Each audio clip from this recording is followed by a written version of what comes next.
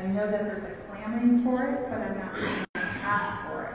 Nor does that concern me overly, in that I've seen in the tech industry especially, if we let people compete, we will find that the problem self-resolves. To very reasonably say, my biggest concern with net neutrality is that it protects incumbents and helps them get bigger. And that's a problem with regulation, is protecting the status quo, protecting incumbents, and not exercising these demons as they pop up through the healthy vibrancy of a free market. So I would not think it's going to be broken up, but I hope we don't regulate away the competition. One of the, I thought that's a little simple. One of the concerns I have, I don't think that you can break it up after the fact. I think that putting a searchlight on the front end makes more sense. So a few years ago, Google. I'll be right back, but I just have to check for something. So many good things to watch.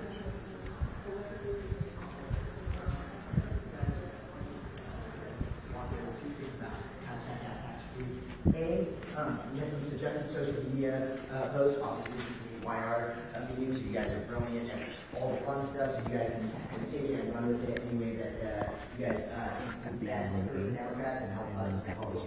You know, fundamentally, all I'm trying to do is improve our brand image, hurt the Democrats' brand image, and essentially being I can do it. Sorry, guys. There's three great things. So it's important that you do get this short training, and again, you get a preference sheet, and then hopefully you get someone who will coordinate that, and you'll say, well, I can go on Tuesdays from 12 to 3, and so that they'll work that out around your schedule. And then to train to check the drop-offs and the early votings, again, as I said before, you don't have to go to an in-person training for that either. You just have to file the paperwork to say, I will follow the EIP laws and represent the EIP CA faithfully. And then you'll read just a short email to tell you what to look for and what to do if you find anything that's uncomfortable. And you report back at the end by email and so say, I was there, this is what I saw. If you have something that requires filing an incident report form, you will file that, mail it to us as you. This is dealing with voter fraud and voter integrity. This, I think, is more important. So that's basically what it has been. What we're trying to do is revamp the training a little bit, and I'm hoping to be able to shorten it without compromising the content, so that the same day, election day observation is going to be maybe a slightly shorter training. We're going to try to make the materials a little more accessible. Right now, as I look at them, there are words, and there's a lot to read and a lot to mark. I'd like to try to get that same information across to you in a way that doesn't require so much intensive reading. So we're working on it, got a lot of eyes looking at them and giving ideas. We're going to try to revise those training materials. And of course, we have to update them and put information from the new laws, because the ones that went out in 2016, there have been a lot of laws that have changed that would make the 2016 materials sort of out of date. So we are looking to update the information as well as kind of format, make them more usable. So those of you that have been using these materials, if you have any ideas about how they could be made to be more user-friendly, please get that information. We will take all information into account, all ideas and opinions into account, and we'll try to come up with a product that's even better than the one we've been giving you, which I think has been very good up to this point, okay? And so that's where we're headed from this point, is to create a better training, maybe a shorter training, but certainly one that you will still feel very confident to do the job that you're out there to do, okay? So how do we then make that happen, and how do we increase the teams, how do we increase the number of people all across the state who are involved in this very important thing? That's what Linda's going to clue you in on now.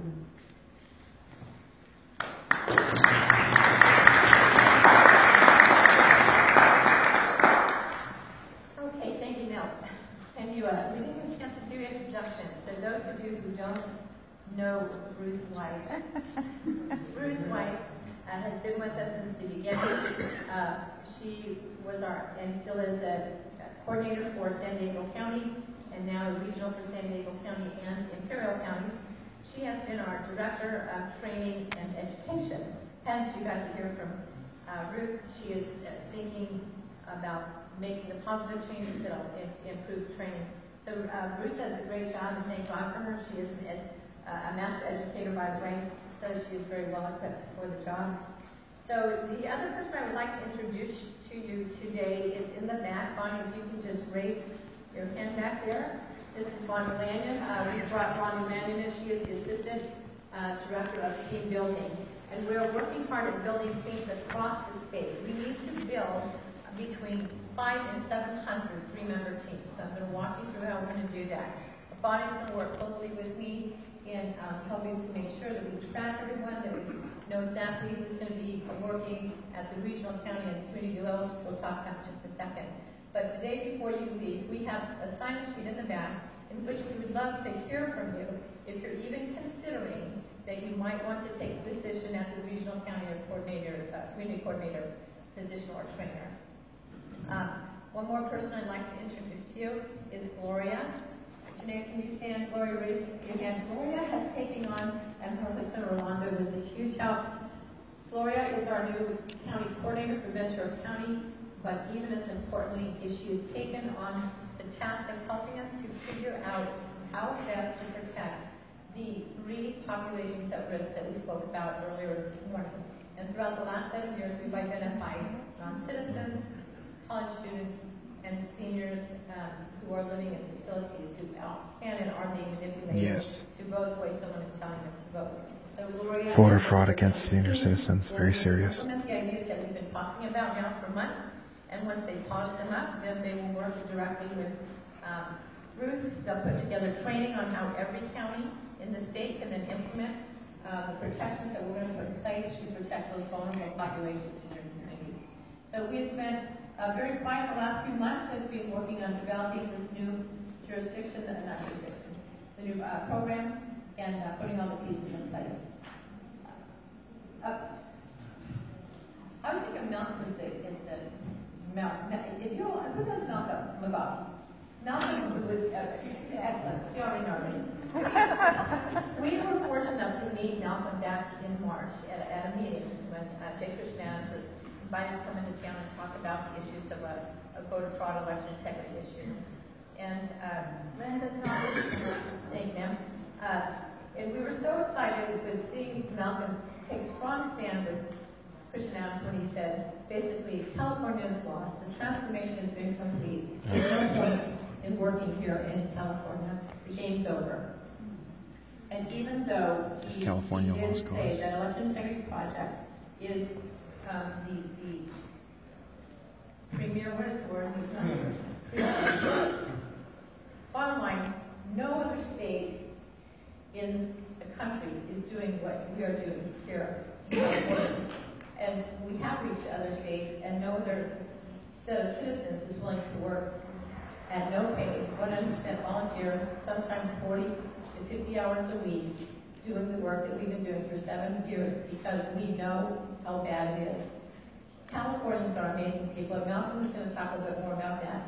We would love for you all to consider, after you hear Malcolm speak today, to invite him to your counties and help them pave the way for letting people across the state know exactly what's going on and how important we are. So Malcolm has come on board with us after the conversation we had back in March, and we are excited to have him on board. He has a great message of encouragement for the state of California and the thousands and thousands of California citizens who are fighting back and have been fighting back. So, let me see if we have anyone else here that I missed. I think we got all the coordinators on. All right, bottom line. We have a huge state. We have one of the largest states in the county. Texas is also a large state. So they actually, though we learned from Texas, they did not continue to develop teams going across their state observing and documenting. So what we're going to talk about is how do we in the state of California not only continue the work, but continue it in a bigger way. how do we, in the last 7 years, we've trained about 7,000 citizens across the state, from Shasta County in the north, down to San Diego County in the south, from the Bay Area to the Nevada border and all through Central California. We would love to train 7,000 this year, 2018, coming up. We'd like to train more than that. It's a huge goal. But we've come to realize and prove that what's happened to our elections is in fact an orchestrated way to take our electoral process and use it to transform the state into more of a globalist socialist country than a representative republic. In order to stop that from happening, we must have all hands on deck. Citizens in both political groups and in non-political groups, churches, whatever it is. So I'm going to walk through how we're going to do that. So if you could just bear with me. Don't think this is an impossible task. It's a doable task. How are we going to do it? I don't want to eat elephants. How do you eat an elephant? I want to eat donkeys. How do we train 10,000 citizens? I'm going to keep saying 10,000 citizens because that is my goal. And I'm going to hope that together we're going to reach that. We're going to put people in every single community, every poll covered by people who live in their own communities. If we can do that, those who have been manipulating our elections without fear of repercussion will have to stop and pause for just a minute because there will be eyes on the process for 60 days from the beginning of the first processing of the vote by mail ballot to the last days of the processing of the provisional ballots. How do we do it? One bite at a time. Ouch. So let me just mention too, we will find them and we will prosecute. All right. We'll either sue them personally or we'll get DAs that are like to prosecute. You know, and if I can pause, I'll take you next. If I can pause, Randy, God bless him, is one of the few lawyers in the state of California who actually has stepped up and worked with San Diego County, and in 2016 stepped up to help with counties across the state. It has made such a huge difference. When we have a call from a coordinator or volunteer out in the polls, and they've got a serious problem going on, and they've gone through all the steps to correct it with the inspector, and then they contacted us, and we've taken all the steps to correct it with the registrar. If we cannot correct it, our next step must be to go the next step of the ladder up, and that is with an attorney. When we can contact Randy and say, we've got this issue over here in San Bernardino County, and Randy can then talk directly with Bonnie, where we had an issue in the primaries in 2016, speak directly with her, what's the issue, what's going on, give counsel, what do we do, what should we do. The attorney can contact the registrar, discuss the issue with the registrar. When a registrar gets a call from an attorney, that is a game changer. Now they're not just dealing with EIP, now they're dealing with an attorney. They're dealing with someone who knows the law. That's the goal, folks. We have to stop as much as we can when it's happening. And that goes for all 60 days. So if you're there observing the registrar's office, and you're watching a couple of people change a ballot that was marked, and one of those two has an agenda. The person voted for candidate X, but the person who's marking the new ballot really thinks you should be voting for candidate B. So they mark candidate B for you. You think that doesn't happen, but it does. That has been observed happening. So that's why we need people that are observing. But when we see that, the person observing can raise their hand, call the supervisor over and say, we've got a problem here. If the supervisor or the registrar does not take action at that point, we can call an attorney. We need to get an attorney involved every time we see fraud. That is fraud. That is documented fraud. But it is never prosecuted. And that is the talking point that you hear all the time. If there is so much fraud, why are there no prosecutions? There are no prosecutions because we don't have enough people observing every aspect of the election process, catching it when it happens, contacting us, allowing us to contact an attorney so that we can move forward and get prosecution. We have to do that in 2018. If we're going to turn California around, we have to turn it around during the 60-day election season. One bite at a time, one person at a time, observing one poll, and we're part of the process. So Linda, I haven't heard the word registration mentioned yet, and I think that's the biggest source of fraud.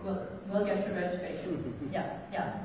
There's voter fraud and there's registration fraud. We spent a good time this morning talking about registration fraud, and we will touch on it as well.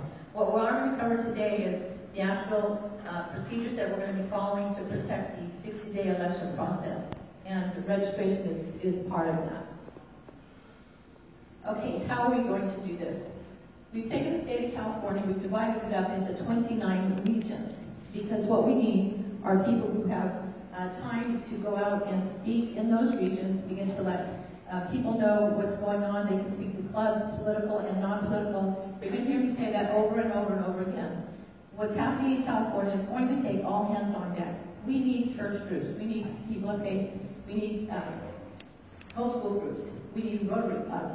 Whatever group is in your community, we need to let them know there's an issue in our elections, and if they care about protecting the elections and protecting the republic, we're going to need their help.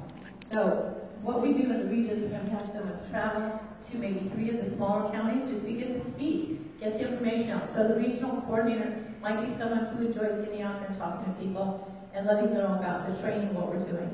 The regional team that will recruit a county coordinating team, I should say. Every team is a team of 3, a coordinator, an assistant coordinator, and a trainer. So we'll have a regional team, a county team, and a communities team. When you talk about one bite at a time, they have to be bite-sized pieces. The region is the biggest piece, county the next, community the next. Let me show you what we mean by. On our website, we're going to have a map, state of California. Anyone who's interested in finding out how to get involved can simply go to the website, take their cursor, put it over a county, and they're going to have a list of the people who've taken on the positions of either the regional, the county, or the community coordinating team. So that way they have someone they can contact and say, I want to get involved. The small counties, there might be a region of just 3 small counties together. The larger counties in the south, 1 large county is going to be a region all on its own because it is so large. What we're going to do with the larger counties is divide them up. This is just an example of taking LA County, which is gigantic, over 5 million registered voters in LA County, and a freeway system that you can barely go 10 miles an hour on some days. Dead or alive. So we're going to take each of the regions up, we're going to divide them into multiple coordinators. So when we talk about coordinating a group of people, making sure they're trained, we're no longer saying we need an LA County coordinator. That's just not doable. But we need multiple, 8 or 10 coordinators who will coordinate, say, Santa Cruz Valley. So you've got up here in the green, Santa Cruz Valley. Anybody from Santa Cruz Valley here? Okay, you're on. Santa Cruz Valley, if you know Santa Cruz Valley, it spreads. So you've got to have someone who's going to coordinate an area that they live closest to so that it can actually get done. So we've got, maybe Santa Cruz Valley would be a coordinator of LA County. But then you're going to have several communities in Santa Cruz Valley. So that Santa Cruz coordinator will coordinate a 3-member team for Rodolphe, or all the different pieces, so that you're really coordinating people in your own community. That way you recognize when someone comes up to the polls, you say, hey, they moved 30 years ago, 20 years ago, and then you just go in. Okay, so local, let me see, wasn't there someone who talked about community organizing? Became a president? Don't remind me. He sort of knew about community organizing. This is what we're talking about. We're going to organize our communities to observe the polls in your communities.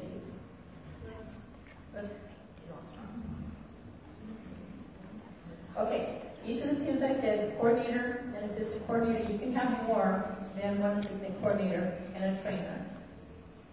We have a handout on the overview of the leadership responsibilities. I don't know if you each got one. We have some in the back for money. You don't hand them out? Okay. And I think... I think I just have one. Yeah. We'll want to look later. But I'd like to, just so you all have one, please feel free to make a copy of it. Get it out to people in your neighborhoods. We are starting very early. Most of you who are volunteering us before realize that we start revving up the engine for building up our teams about 2 months before an election. In some areas, by the time we get there, it's only 1 month before the election. That is not enough team to build a team, train them, make sure everyone knows the new election laws, and train volunteers in their community to go out. So we're starting now to build the teams across the state. If you can take one of these copies, and also we'll email them to you, so you can begin to read what are we going to ask you to do. So they're talking about election It integrity is here. not near as time consuming as it was before with the old model. The new model is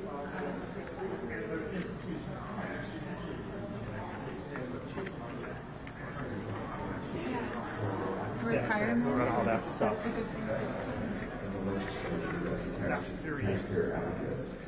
And that's what I would bring. So we're still talking about privacy issues? Now what are we talking about? Board of Equalization very changed. There was a power grab by the government that took authority away from the Board of Equalization, and it hurt you and me, the ordinary Californian that might own a delicatessen and got confused on how to calculate his taxes or her taxes in say on-site taxation versus off-site for sales. Under the old BOE, you could appeal that and bring it to the Board of Equalization. You didn't have to hire an attorney. You didn't have to have a taxpayer advocate. And a lot of that's been taken away. But it still has its constitutional duties.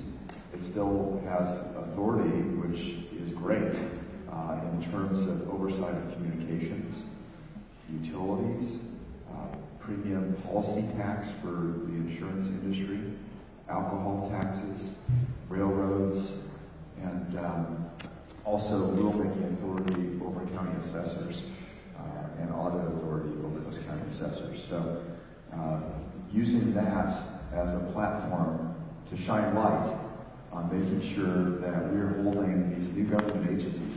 The governor's created 2 new bureaucracies to take over some of the duties of the BOE. I see myself as a taxpayer advocate to shine light on the abuses that I know are going to happen.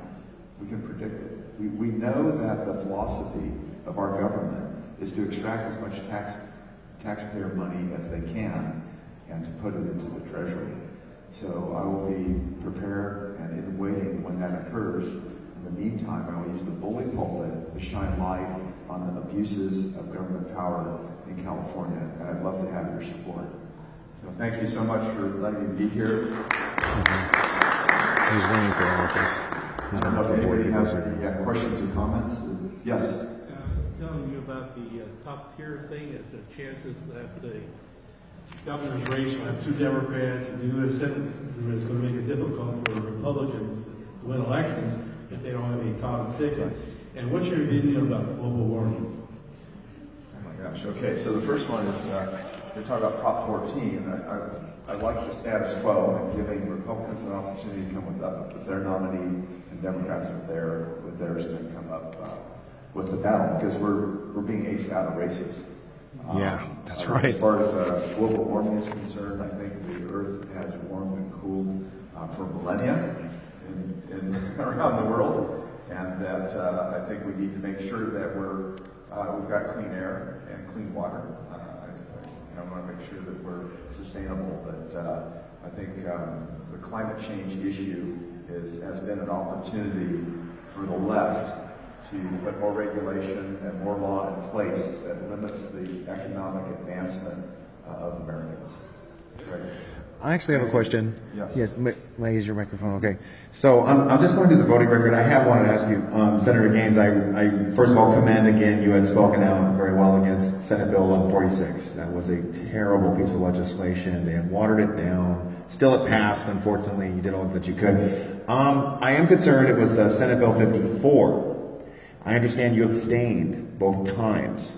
You didn't vote no or yes on Senate Bill. That was the sanctuary state bill. And I want to know why. Why did you abstain? B54, I'd have to check the record, but I thought I had voted in opposition to it. Okay, so you are, so Absolutely. just drawing from that, so you, okay, because what I saw was oh, maybe I'm thinking of somebody else then. Maybe it's Barry Hill, because I know he abstained. Yeah, Okay, so never mind. Okay, okay. Well, you know, I could segue because you're running for Board of Equalization. Yes. Do you have any power or any authority to be able to start getting the funding stripped from sanctuary cities because you're dealing with the tax issues, assuring equity and proper? Might as well bring that in. I do not know, but I'd love advice on that. And if there's a pathway, I'd like to take a look at it. I think Prop 13 is always in peril in the state of California. Yes. And so that's an area that we're really going to have to stay focused on. The issue keeps coming up by the Democrats in the legislature in terms of split roll and other opportunities to water it down. And that is like one of our last bastions of a little bit of economic freedom here in California. Yeah, the property taxes are insane in New Jersey. A friend of mine was telling me his mom has a home that's $145,000 in New Jersey. She pays $5,000 a year. He has a home that's $1.5 million, and he pays $15,000 a year. Do you see? It's outrageous. Yep. Totally crazy. Great. All right. Thank you so much. I appreciate it. Great.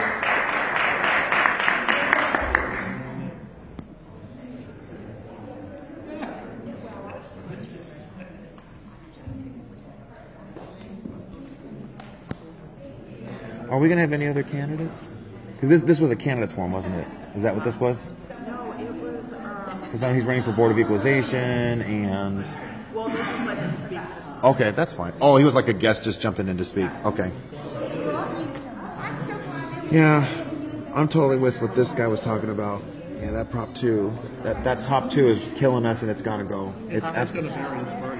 I know, and the sad thing, what's really frustrating me is that there are these big wigs. I get all these letters. Have you been getting letters from these California leaders? And you know, one of them is a guy named Plessia. He doesn't even live in California anymore, and he wants to tell us how to vote. One of them is Aquanetta Warren too. Oh yeah, she's like a mayor. She's not. But she's nearby, and she's an Agenda 21 freak, and a guy named Gary Galino has been confronting her about all that handout money she's been getting. Yeah, she never saw. Yeah, maybe we should go say hi and say we're going to take away your little bow tie and your little crappy little top 2 with it. Joseph gave him his card. Joseph Turner gave him under his card. That's all. Wonderful. What is it? Yeah, that's at 5:30, right? Oh, it's like right now, isn't it? No, it's not far. That's 5 now. Okay, got it. All right, everybody, let me just close up for now. I'll be back in a few minutes. Okay, thanks.